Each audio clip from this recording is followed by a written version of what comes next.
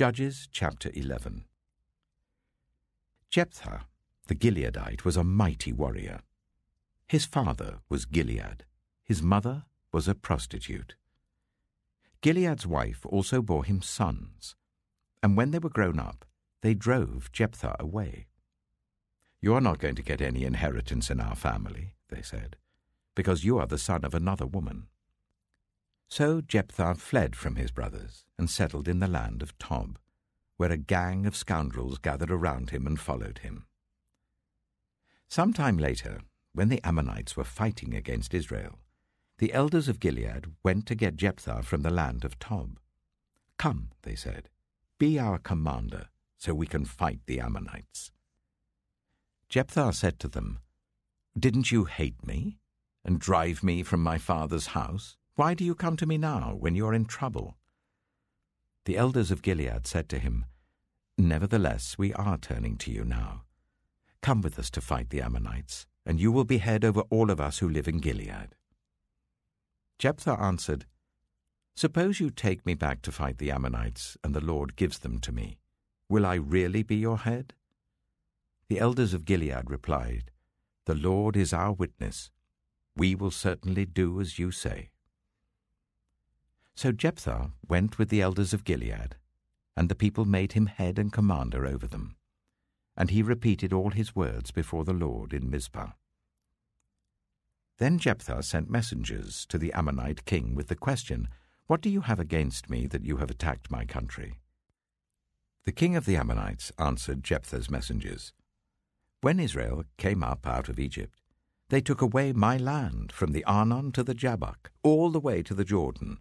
Now give it back peaceably." Jephthah sent messengers back to the Ammonite king, saying, "This is what Jephthah says. Israel did not take the land of Moab or the land of the Ammonites. But when they came up out of Egypt, Israel went through the wilderness to the Red Sea and on to Kadesh. Then Israel sent messengers to the king of Edom, saying, 'Give us permission to go through your country.' But the king of Edom would not listen.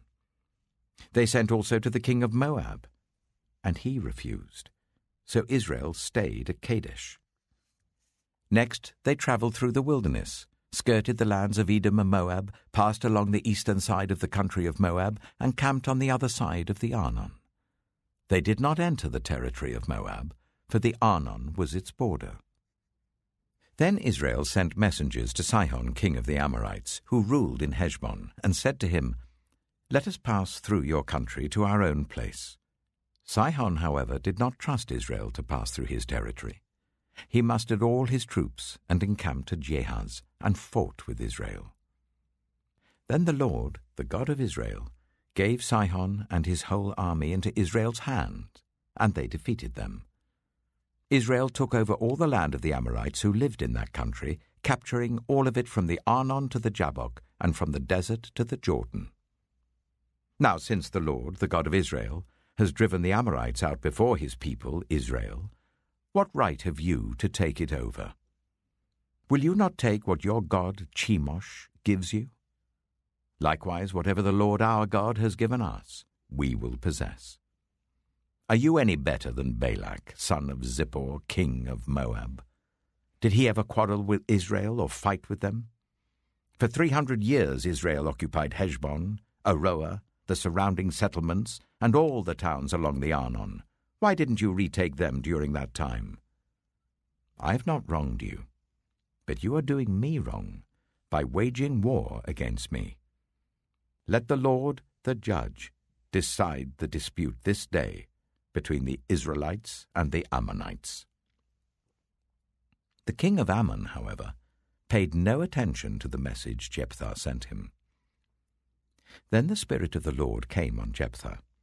He crossed Gilead and Manasseh, passed through Mizpah of Gilead, and from there he advanced against the Ammonites.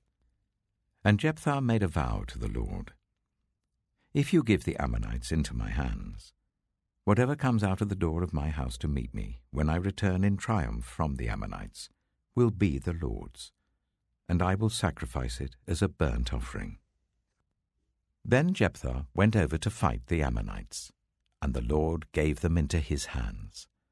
he devastated 20 towns from Aroer to the vicinity of Minnith, as far as Abel-keramim. Thus Israel subdued Ammon. When Jephthah returned to his home in Mizpah, who should come out to meet him but his daughter, dancing to the sound of tambourines? She was an only child. Except for her, he had neither son nor daughter. When he saw her, he tore his clothes and cried, "Oh no, my daughter! You have brought me down, and I am devastated. I have made a vow to the Lord that I cannot break."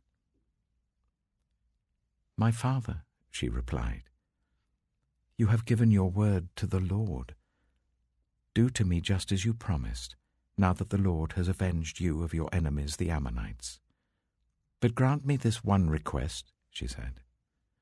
"Give me 2 months to roam the hills and weep with my friends, because I will never marry."